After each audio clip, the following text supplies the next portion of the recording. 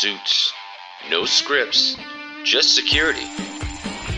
This is Deepwatch Unfiltered, where cyber chaos gets personal. Real defenders, real talk, no safe takes. This is the only podcast where we say the quiet part out loud, drag bad security takes, and maybe get HR involved. If you came for sanitized corporate speak, you're in the wrong pod. Your security safe space just became a dumpster fire.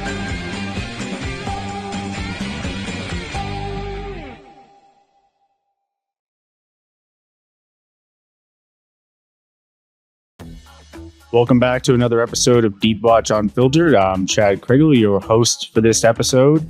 Today we'll be meeting with Howard Holton. He is the CEO of GigaOm, and we're going to be talking about SOCs and what they are in 2025 and beyond. I'm happy to have Howard here. He's a titan in this industry. He's held several key positions, but I'm not going to do it any justice. So I'm going to turn it over to him and allow him to give a proper introduction about him and what his mission is for the company that he's currently serving for. Yeah, thanks, Chad. I'm Howard Holton. I'm the CEO here at GigaOm. This is my 20-year anniversary of being a C-level executive. I got my first role running IT in 2005, and I've been doing it ever since. I've been a CIO, a CTO, and a CISO at various organizations, ranging from kind of 50 million to 5 billion, with a tremendous amount of time spent at organizations in that kind of 500 million to multi-billion range. Yeah, thanks. I've been through my fair share of cybersecurity incidents. I've been doing this for a long time. I started on the blue side. Matter of fact, the second piece of software I wrote, which was 1992, was an audit logging tool for Novell NetWare to track logins and kind of high-level activity of users back in the day before that was even a real thing. So, like I said, I've been doing this a very long time. Network engineer, on all the way up, like I said, to CISO, where I got to experience my first ransomware attack. Oh, it was that fun. That's a whole conversation in itself, I'm sure. And I'm not going to have enough whiskey for that conversation. So. Yeah, it's still a little early, but you never know. We'll see where this leads us. And I'm not going to tell you what I was doing in 1992 or 2005, but that is remarkable. That's a good long tenure in the industry. And I know your name comes up a lot. I see you're very active on LinkedIn as well. Can you tell me, now that you stepped into the new CEO role, what's going to be different for you, and where you're taking the company? Sure. Well, I think everyone knows GigaOm, but just in case, GigaOm is a analyst and advisory firm. If you thought of us kind of like Paul Gartner, that would be great. The big difference that we have is we hire practitioners. So everyone's an engineer, architect, or C-level executive in the technology space from another company. Most of my analysts are part-time. They work in the industry. We do that so that we can get real insights from how these are actually the technology, because it's a little bit different. And my focus is on accelerating GigaOm within out of the market and reaffirming and reapplying that practitioner experience to everything that we do. So if you follow us over the next kind of 3, 6, 9, 12 months, you'll see our product portfolio is going to drastically increase as we build out what I'm calling the Enterprise Technology Operating Model. ETOM is designed to be everything you would need to run IT in any organization. So you can day one start and go, hey, we're going to transition. We're going to be a cloud-first company, and I should have a cloud operating model ready for you. Right? You want to deploy enterprise Gen AI, I should have a maturity model, just some foundational work for you, and really kind of help from an advisory standpoint, carry you through that evolution. That's our goal, and that's really the direction that we're headed. That's interesting. So is that going to be like some type of framework then that you would follow as the IT personnel? Correct. And you can jump in and jump out at any point, right? I'm not trying to replace anything that you have. Really, just like when I looked at moving to the cloud initially, right? As a leader, I went, okay, cool. I need an operating model. So I need to understand the people, the process, the tools, how those things link together, and how we create something cohesive from it.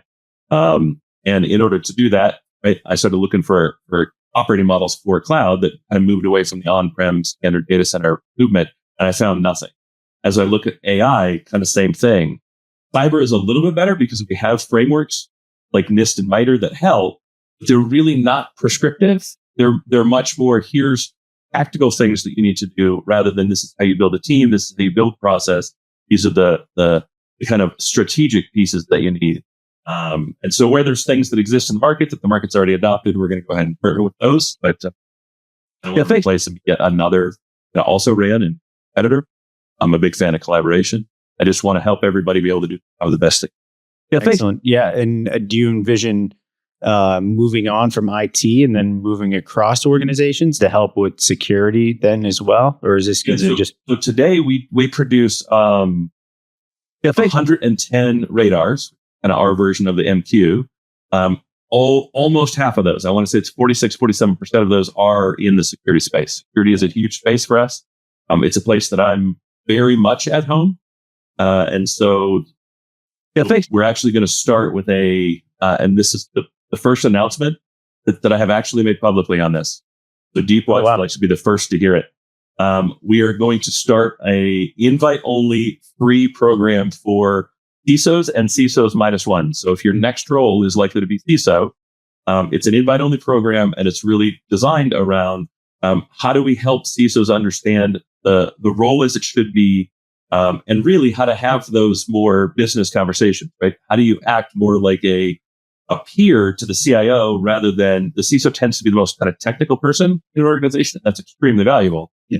But what does a board meeting look like? How do you get it down to 2 slides, right? What are the strategic things you should be doing as a CISO, right, to really provide a lasting program within your organization?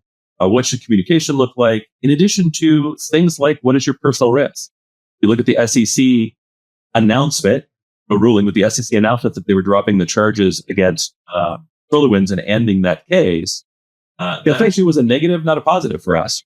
Look at that. What that did was, instead of giving CISOs their day in court and having the court actually rule on what their liability was, because SolarWinds dropped the case is over. That means they can go after anyone else for similar issues. And so there was this big celebration in CISO groups I was in, and I'm going, guys, like, I don't think you understand what's going on here. This is not a time to celebrate. It's actually a time to be concerned. Didn't get our day in court. There is no precedent, right? And so it's those sort of things that we're going to focus on. And I'm absolutely starting with cybersecurity. These are my people, and this is where I feel at home. That's awesome. And you heard her here first. So that's fantastic. And, even with the IT initiative that you're doing, I have IT under me. Anything that, want to spin by us or, have us look at that framework or, be involved in it to any degree, happy to do so, to move that forward. Awesome. Love it. Thanks for that insight. So we'll switch gears here a little bit. It's just a tiny gear shift, but it's really talking about traditional SOC models and looking at 2025. We're coming to the end of it.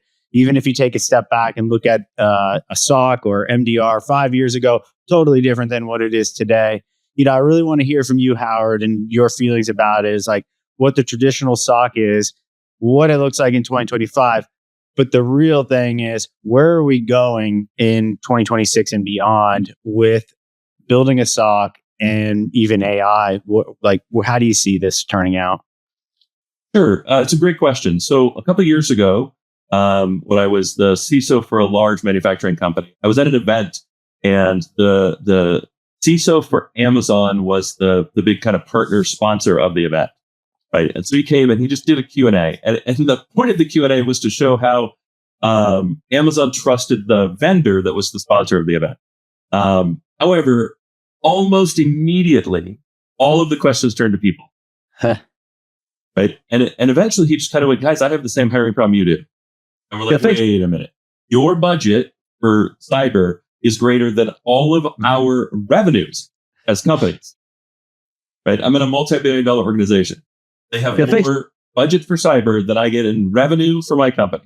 And everybody else was kind of the same. And we're like, so what the heck do you do? Like, what are we supposed to do? Considering, I'm still in a multi-billion-dollar company, but I've only got 6 members of a SOC, right? I'm trying to build this thing and formalize this thing on what is effectively a shoestring in comparison. And you're telling me Amazon can't even recruit people at the rate and experience level that they need to. And it really kind of shifted the conversation for everyone in the room. Right? And it pushed us off balance going, well, if it doesn't work for them, then it can't work for us. Right? And so the concept of the traditional SOC is something that I reviewed at that point, and this is 2021, and basically decided that's not my business. That can't be my business. I have to look for someone where that is their business because this is too important. It's too critical. Also, from inside my business, I look at things through two lenses. Right? The lens, the question I ask is, does this require tribal knowledge to create value? Or does it require experience in the space to create value? So that is simply the question. Right? If it requires experience in the space to create value, then I can find a partner that has that experience. Leverage that. If it requires tribal knowledge, then I have to build it internally. Right? Tribal knowledge comes from that internal understanding of how your business. And what I determined was for the SOC, 99% of it, certainly most of the value, comes from experience. Understanding what's a threat, what's real, what's being seen in the market, what's likely to hit us, what's likely to harm us, where 10% comes from the tribal knowledge. Sure. We're not talking about the discovery necessary to determine what has external exposure. Not tribal knowledge. That's an investigation of me as an individual organization. Tribal knowledge is, how did I get in the situation that I am? Who are the people that are the kind of movers and shakers? Where is my internal risk, my insider threat, right? Where is where are the keys to the kingdom within the business? How does the business operate and work? There's some of that you get just simply by integrating into a customer. Tribal knowledge goes that kind of level deeper. What's the story of our people and why are we called the people? Tribal knowledge. It's the actual definition. The rest of it is just the knowledge that you get by being part of that community, by being part of that org. So I really quickly determined I would be insane to build my own SOC in 2021. Unless I'm a massive organization. If I've got $500 million in budget for cybersecurity, it probably makes sense, right? But if I'm on 3, 5, 10, 20 million trying to manage cybersecurity, and I'm constantly running up against people, it makes no sense whatsoever for me on my own SOC, especially. Makes perfect sense in the tribal knowledge there. I totally agree with that. And even the knowledge that you get from having a well-rounded MDR with tribal knowledge, right? You have these analysts that are sitting there and they're ripping apart packets of malware and different bad that's coming in. They're seeing it throughout the day, multiple times a day. When you're building your own SOC, that lonely analyst might only see that one time, right? And what do you do in that one time? Got to research, got to figure it out, delays it. Now that turns into hours where it could have been seconds if it was an MDR. So I agree, having that tribal knowledge one way or another is what's going to be helpful, make things relevant again. I don't think a lot of people understand that value aspect of it, and that's where the seconds and minutes and hours really boil down. So, but I like the perspective that you put on it there. That was great. And even from a staffing piece too, getting more folks involved helps with that coverage as well. And that's kind of the play that we say is, hey, like, we're an extension of your team. We're here 24/7, where your folks might not be here 24/7, right? They might say that they are, but they're going to miss some of the things that are coming in. Do you think that is a fair assessment to say, like, having an MDR, you're guaranteed that coverage, where having your own SOC, you're not going to get it as maybe every time? I mean, the people is a huge piece of it, right? If your job is running SOCs, that's what you do as a business. And my business is manufacturing equipment. We are not in the same business. I have the same need. I need to have that service. By shifting to a managed service, the other thing that it gained me was I need 24/7 support. I need near instantaneous response. Yeah. But I can't afford 50 people. If I can't afford 50 people, one person going on vacation leaves a hole in my coverage. Yep. Right? So when it comes to just doing kind of the standard people management, it doesn't matter what the process is, or the tooling is, or the need is. When it comes to people management, I need to give my people the freedom to have a life. And that means I need to think about this in a way that allows me to staff appropriately. I'll be honest, man, it is my problem when Christmas rolls around and my employees need to go on vacation, need to spend time with their family. It is your problem when I pay for a service that's guaranteed to be staffed 24/7. Yep. And I don't mean to sound rude or inconsiderate within that, but the fact is that is the business that you're in. That is not the business that I need to be. Right? And so this was never a way for me to replace people ever. That was never the point. Matter of fact, I took those exact same people and I turned them and focused them internally. Yep. Right? That's fantastic. I made them more efficient. I made them more effective, and I made them more valuable to me in my business by adding the partnership. Right? And then suddenly they didn't have to stress about, am I on call 24 hours a day? Do I always have to answer? Do I always have to respond? They knew even if they were quote unquote on call, they were only on call as the third, fourth, or fifth layer, no longer layer number one. And if it's getting to that, if it's getting to the fifth layer, we got a problem. It's true. True. Right. When it gets to that point, it is all hands on deck. The board has been called. Right. Notifications have gone out. I'm up. Right. I'm likely on a plane headed somewhere, or sitting in front of a console and on a red phone. Well, right. Yeah. But it made such a difference to my team to add that managed service. Now, when we talk about AI and what AI can do, AI is a plus and a minus, right? Every single tool that we get as defenders, attackers have already had. Yep. Right? No one adopts a tool faster than an attacker. Nobody. Right? And they are paid to use the tools however they're going to get the most benefit from it. We're actually not. We are paid to use the tools in however we're trained, however we built process, however we've defined a run book, however our bureaucracy, right, through the standard procurement process, right? So not only does it take us longer generally to get tools, it takes us longer to get trained up, right? An attacker absolutely benefits from a cowboy philosophy. Yeah. Right? One person that learns to use a tool in an innovative way that's free to run with it. In a SOC, in a security team, in a corporation, I lose whenever everyone's a cowboy. I lose for every cowboy. And I say that as a hardcore 37 year veteran of being a cowboy. I got my start being a cowboy. It took me decades to understand the damage that I as a cowboy do to an organization. Sure, I may be a high performer, but I'm a high performer that's hard to backfill. I'm a high performer that's hard to kind of integrate smoothly into a team. I'm a high performer that's hard to measure. I'm a high performer that's, if I go on vacation, how do you backfill someone that produces at three times your staff? And I'm a high performer that hates paperwork. So I was always a high performer whose tickets were impossible to follow. Right?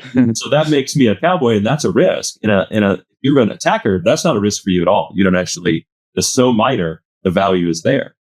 So now when we look at AI, right? Attackers are using AI. They're increasing volume. They're increasing velocity. They're increasing effectiveness using AI.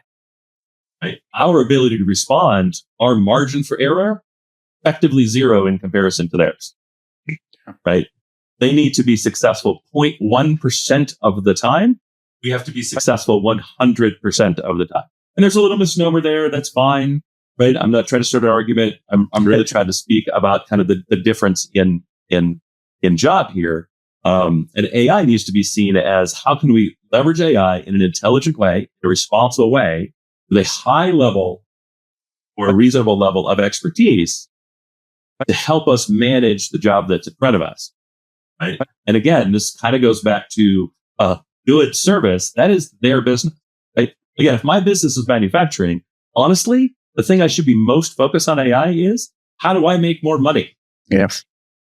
Cybersecurity is absolutely a piece of that. But how do I make more money should be where my organization is investing most of its dollars in AI. Yeah, I couldn't agree more. Just like everything else, I'm not in the cyber business. Probably not the number one place to invest money in AI. My business. Not going to increase top line revenue. Does that mean I ignore AI? Absolutely not. But does it mean I start talking to my partners about how they're using AI? Their job is cybersecurity. How they make money is cybersecurity. And so if I looked to a service that was already doing augmentation of cybersecurity, I'd be asking right now, what are you guys doing with AI How does that help with volume, velocity, veracity, and efficiency? Right? How do we reduce false positives? Right? How do we make sure that we're effective? And how do we make sure that the number of tier 2 tickets, the number of escalations that your team moves to my team decreases over time, does not increase? Right? And if it drops to near zero, not only do we need to have a party, but then, then we can talk about contract renegotiation. That's always fun. So I sat back and was just listening to you there, and I got a couple notes here that I want to go back through some of the mentions. One, you were mentioning, putting people in a place where they can start working on other security initiatives. I couldn't agree with that more. I always say, I'm like, if you're going to buy an MDR service, your folks are no longer focused on working the SIM, for crying out loud. Like, you can start having them build and mature your security program. You're not losing headcount. You're gaining headcount through your MDR service, extension of your team. Now go and take your team and have them start doing even better things and greater things and get that resume built up. I don't think people really look at it that way. And you mentioned it, and I'm always trying to advocate for that. Like, this is what you're getting. This is a package deal. Like, you can now get them to work on other things. And that's what I do with my internal team. We have the SOC that supports my team, right? But my guys, they're off building and doing other great things. They're not just in the SIM, triaging tickets, reading through the tickets. That's all coming in. That's fine. But they're also working on other security initiatives, which I find to be fantastic, which is one of, for me, one of the biggest ROIs of getting an MDR service is getting my headcount actually back and not having them in the trenches any longer. So I appreciate that call out too. I don't know if you have anything else to add there, but I do have a couple other points to make. Oh, believe me, I do. So we call it in the trenches, right? Because you know what happens in the trenches? Become invisible. Yeah. Right? The goal of being in the trenches is to be below enemy fire. But the reality is you're also invisible, which means everything done in the trenches is seen as a cost, not a benefit. Yeah, that's right. You have to actively articulate the benefit. By moving your people out of the proverbial trenches, you can focus them on things that not only help move the business forward, but things that are by nature or visible. Now, all of a sudden, it's easier for you as the leader of your cyber team to make it apparent the value that you're adding directly, the partnerships that you're creating. And as we start to use AI more and more and more in our organizations, there's going to be this shift from cybersecurity owning the S and cybersecurity really needing to focus on the GR and the C of the GRCS program, right? We hyper focus on cybersecurity, this is the S, but we really need to start paying attention with AI to governance, risk, and compliance. We may not own it, but we're absolutely going to be a primary driver, a primary mover, and a primary shaker in that space. And the best way to do that is to free people up as fast as you can from doing the things to keep them in the trenches and thus invisible, and moving them into those spaces that allow them to be visible, and allow them to partner with the business, help manage risk, lower risk, and really focus on how do we use these tools properly? How do we use these tools safely? The only way to do that is to free up heads so those people can kind of surface, become part of the business of growth.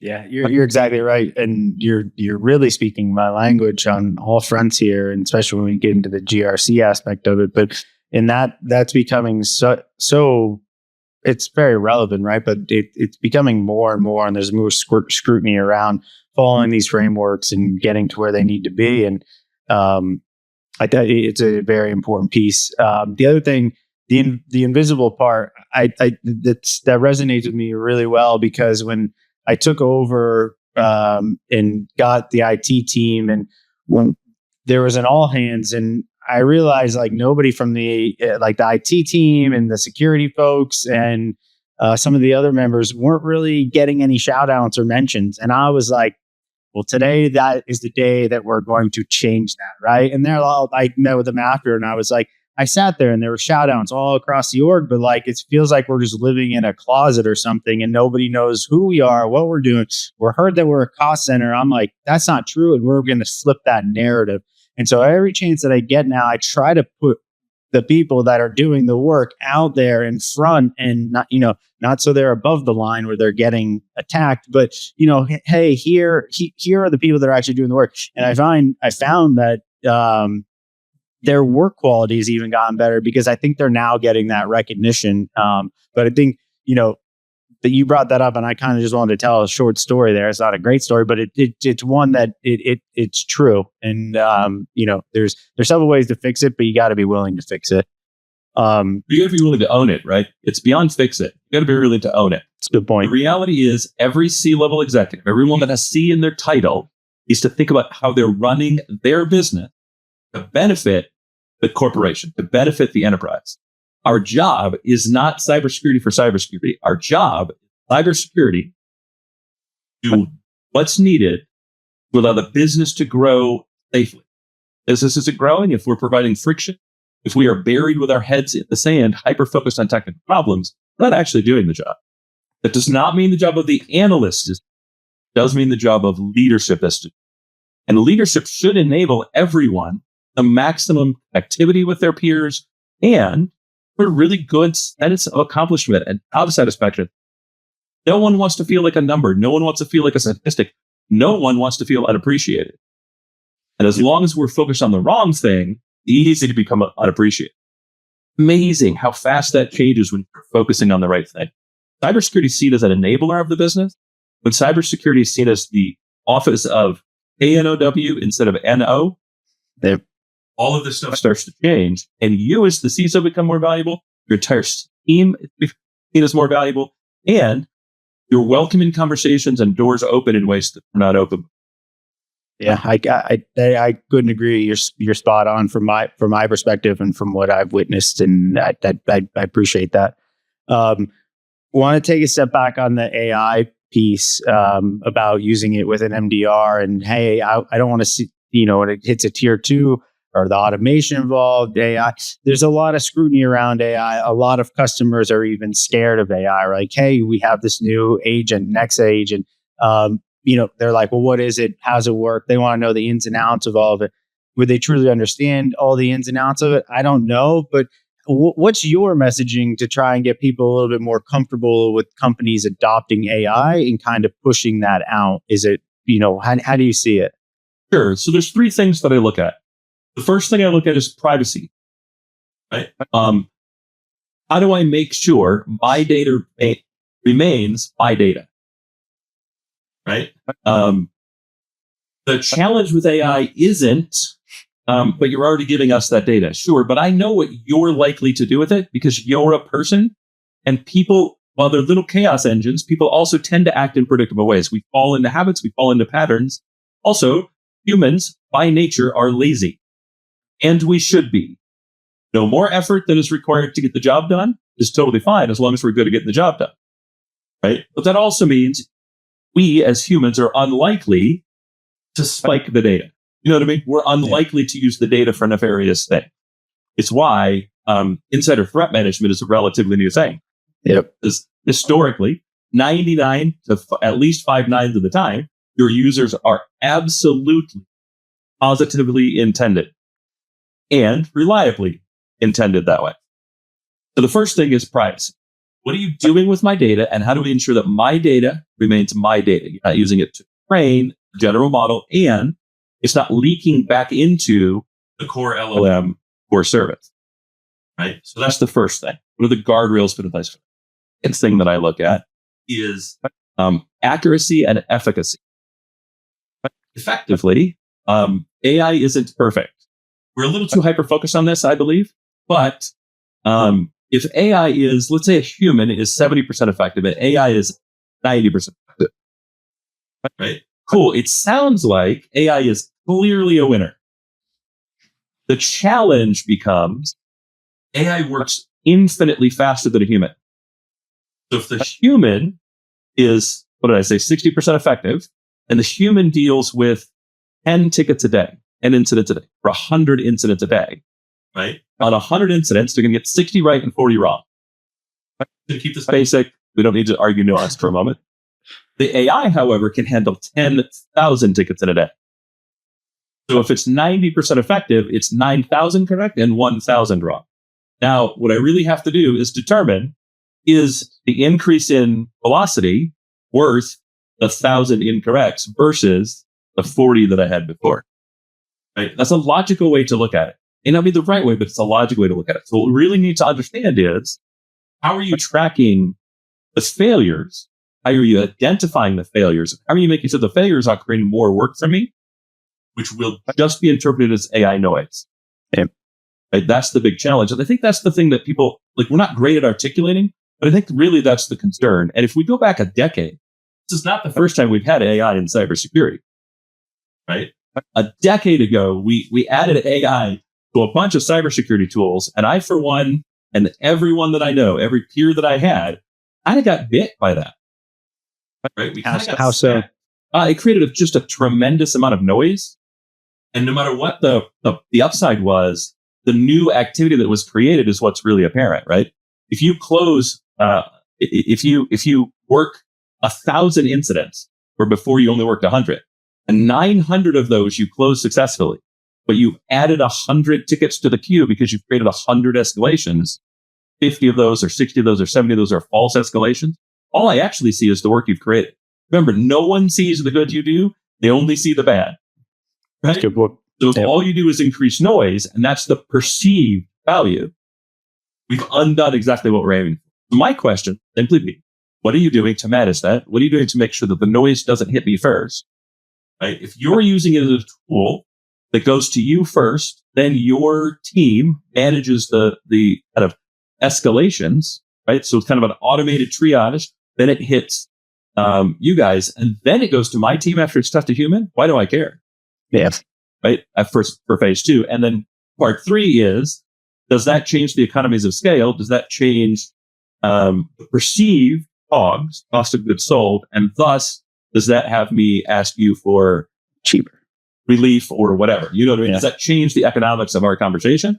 Because that's the other thing, right? I'm running a business. So I'm always focused on how does that, is there some benefit for me? Is there some discussion point for me? Right? So those are kind of the 3 things. Right? Efficacy and privacy, followed by any potential downside and kind of wrangling, and what is the impact to me? And then the third is there a potential financial upside? I'm not insane. I'm always looking. Yeah, no doubt. And I think that that question is going to be coming up more and more, right? Like you reduced headcount potentially at your organization, and it's AI related because you brought in more AI and automation. Why is my service still so high? I would like to see a discount. I mean, I'm sure those questions are starting to flow. So we got to be prepared for that. I believe with the privacy piece of it as well, and where that data is even being maintained and not sent across, into other countries and who has it. So yeah, that's all very relevant. You talked about insider risk as well. Unfortunately, I feel like if we go down this conversation, I mean, we'll be here for a while. Is there anything you want? It's not an insider risk podcast, right? So I think that could be a little bit problematic. So I say we avoid this issue for now. If people have questions, they're more than welcome to reach out. And who knows, if you get a lot of comments that were like, we'd really like to hear your perspective on insider risk, maybe we do another episode. Yeah, we can do a full episode on insider risk, I would imagine. Good. Let's talk about, we did talk about, response times, and, if you were to bring in an MDR, are there top of mind pieces besides the return or the cost? Like, what would you say, hey, here are the 3 things that this MDR must do, and I'm going to measure this over a period of time, and you need to be dialed in and you need to be hitting these numbers. Do you have 3 things in mind for that? Yeah. So the first thing would be, I need to be able to track improvement over time. Very, very clearly. Right? This is what I was capable of before I brought in an MDR. This is what I'm capable of after an MDR. And that really should be focused on the things that matter within the cybersecurity space. So how are you helping me resolve issues, right? How can I discover problems faster, cybersecurity risk faster, right? Even if it's things as simple as I'm so far behind on my patching. How do you help me find it faster? How do you help me classify it faster? How do you help me identify the things I should be focused on? And ideally, how do you help me resolve faster? Whatever those things are, that's the KPI I'm going to be the most focused on. Then we're going to focus on SLAs, right? So now we're doing things. Are we doing things at the right pace? And how does that change the SLA? And I'm going to look at the SLA from two pieces, right? I'm going to look at the SLA of your response, but then I'm also going to look at any impact on my team's SLA.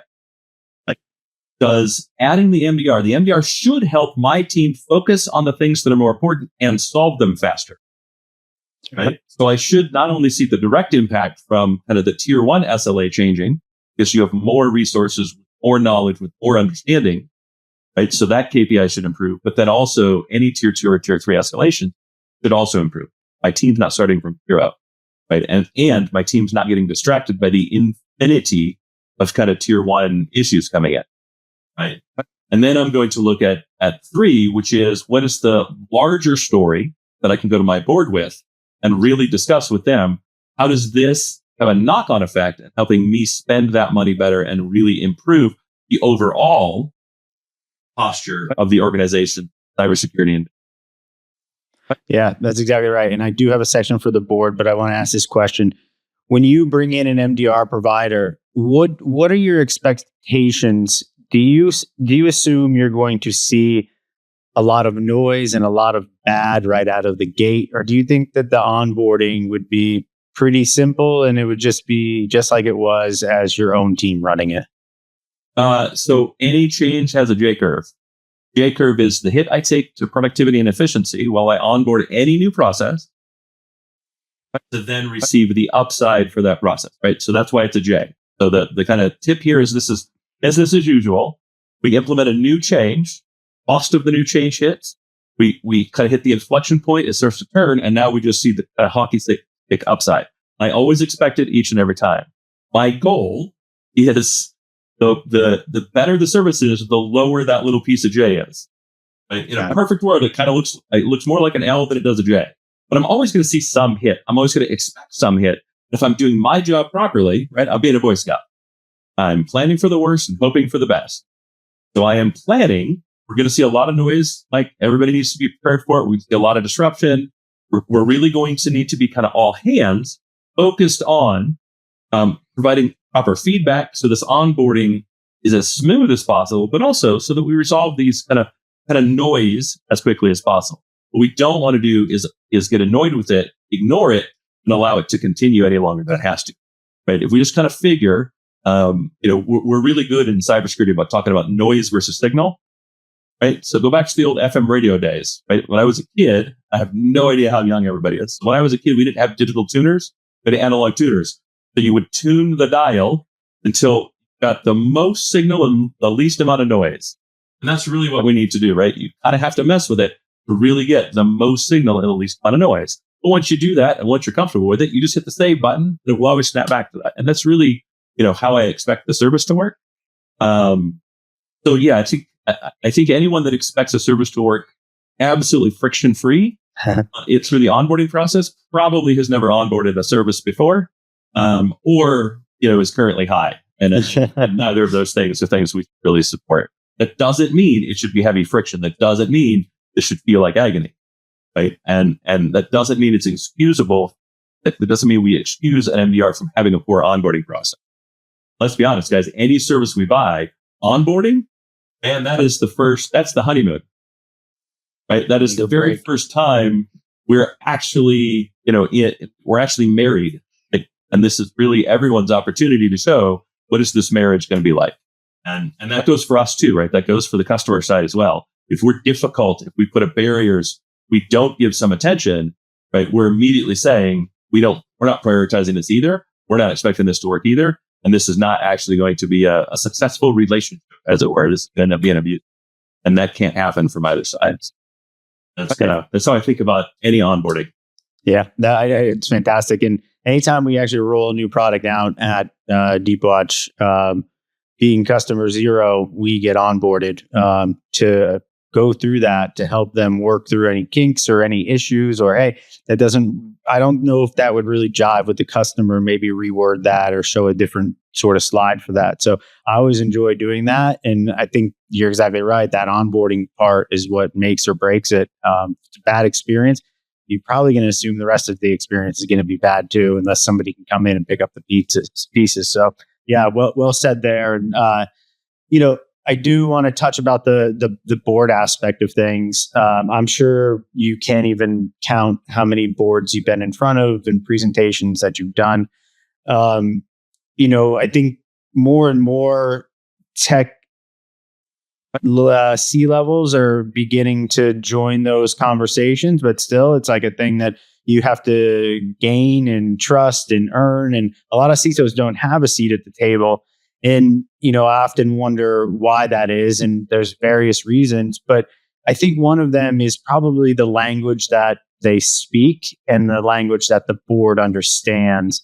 And so through my lens, and I want to hear your thoughts on this because I know you're going to have something great for it, is when you walk into that boardroom, you need to be prepared to speak their language, right? And so you're taking somebody who speaks tech all the time, and then they're even down talking to the IT folks, I'm talking to the principal security folks. So there's a wide range there. And then you're walking in and talking to these board members who want the facts and want to understand things in plain English. How do you see that for executives, and what is the language that they speak, and what's the best move forward? So I love this question, and I love a question about boards because I like to think I'm a pretty smart person. I like to think I'm well researched. I like to think I do all the kind of right-ish things, and I tend to be pretty prepared when I walk into something. The first time I walked into my board, I got smacked so incredibly hard. Oh boy. So insanely. And it really pushed me back. It really kind of set me back. It really, I was disappointed in myself. Yeah. Right. You can never be disappointed in someone else because you didn't deliver what they expected. Right. And what I came to understand, and I don't really care what anybody else says about it because they're just wrong. The board only cares about money. Yep. That is their only job. Right? So stop thinking that they care about risk. They only care about risk as it impacts the financial success of the company. That's right. They only care about security as it impacts the financial success of the company. Right? So your slides, and there should only be 2, right, are focused on how have you improved the cybersecurity posture of the company since the last time we spoke, and what did that cost? What are you doing between now and the next board meeting to do the same thing? The only time you get a third slide, which might be a third 3 to 300, is if there was a major incident that you now need to report on and take your licks. Yeah. If you cannot focus on dollars and cents, cannot focus on the financial impact, if you cannot focus on the cost of remediation versus the risk of do nothing. Right? And it better be real because these people understand finance to a level we don't. The job is different. Then you're doing it wrong. You're going to have a bad time. You're not going to gain that trust. The minute you go in and start talking about how this is what we're doing with cyber to reduce our risk, to mitigate future expenses, keep in mind, this is a known cost now to mitigate an unknown cost, unexpected cost later. That's right. Right? Yep. We pay for insurance today so that if we get into an accident, we have some coverage later. We don't know when we're going to get into an accident. Right? We're trying to avoid those spikes. That's really what we're doing with cybersecurity. Cybersecurity, there is no ROI in cybersecurity. It's insurance. We're mitigating risk to avoid a spike later. Spike in cost, spike in damage, right? Dip in revenue, whatever that looks like. That's really what we're doing with cybersecurity. And if the faster you can attach those two things, faster you can align those two things, and you can show the cost benefit analysis on ROI, we're going to spend this money now to avoid this potential cost later. Keep in mind, potential cost comes at any time. And that's the more important part. Not, it's a third the cost, it's a fifth the cost. That's not actually what we're focused on. Right? We're focused on let's remove the spike, level the spike, minimize the spike, that sort of thing, right? Unintended consequence. And then this is what we're going to do for between now and the next board meeting to continue this improvement. And then only add more slides if there's an incident that you need to get into. Now, I always go prepared with about 20 appendix slides because you also have to be prepared to answer questions.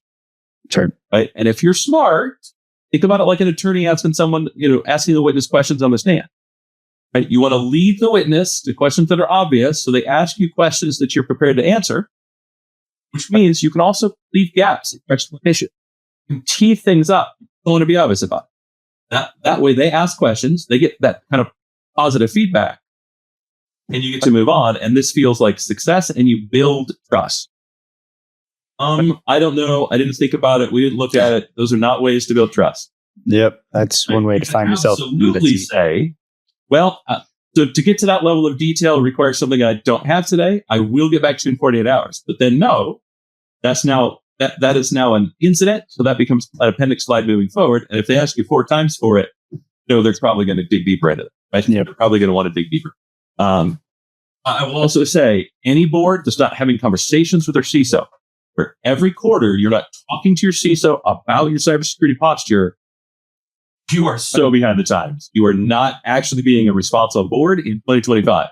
You have a fiduciary duty, a responsibility to act responsibly. And part of that responsibility is to make sure that the company is paying attention to cybersecurity, reviewing that, is reducing risk, and really is paying attention to that as a program in the same way you pay attention to HR, in the same way you pay attention to AR and AP. That's right. Something that you need to consider. For the listeners, if you haven't listened to anything today or paid attention, which I doubt, I'm sure you all have, this last piece here was very informative. Howard, I don't mean to put you on the spot, but I think that you're the guy for this. You have to go to the board today and tell them that you're going to, or you want to invest in an MDR company. They have no idea what an MDR company is. They don't even know what those 3 letters stand for. How are you going to go in there and pitch this to them? And maybe even in an elevator pitch, but what would your words to them be? My job as your CISO, to enable the business to move as fast as possible. As we look to where we're going within the next 12, 18, 24 months, AI is a huge opportunity for us. In order for us to align to that opportunity, I want to shift resources as fast as possible to becoming the department of KNOW, becoming the department that enables us to minimize the risk of AI and maximize the value of AI. In order to do that, we're going to make a shift. I'm going to shift away from a business we're not really in, the business of running our own SOC. We're going to go to a managed SOC, managed detection and response. I'm going to use a service. That's what they focus on. They're effectively the Amazon of MDR. We are going to turn and we're going to focus our attention on helping the business be safe and accelerate with AI without massively increasing our risk posture. This is the biggest challenge that we've had since we've been in business. And we really need to be able to move at the speed of our competitors and ideally a little faster. And this is our best way for us to do that. And then I will lay out the plan from there. That's fantastic. There's a great soundbite there. And I think this is a good spot to wrap it up. So I just want to say, Howard, this has been an incredible conversation. I hope that all the security leaders and practitioners out there take a listen to this. I know that you're fighting the good fight here, and everything that you mentioned really resonates with me. So I'm sure it will with them the same exact way. So I just want to thank you again for helping cut through the noise and help people understand what an MDR company does and the value that we show day in and day out. And to everyone that tuned in, stay ahead, stay adaptive. And remember, modern security isn't about just blocking threats. It's about building resilience. And we're here to help you do that. So until next time, stay safe out there. And thank you. Thank you. And if anybody wants to reach me, you can find me on LinkedIn. Probably the best way. If you've got follow-up questions, happy to answer. Thanks, guys, for having me. Yep. Thank you. Appreciate that, Howard. This has been Deepwatch Unfiltered. And for everyone listening, Be sure to subscribe, share, and let us know what topics you want us to tackle next. Remember, you can listen to this podcast from wherever you stream your podcast, and we'll see you next time. Until then, stay safe and secure, and if it does hit the fan, call us so it doesn't happen again.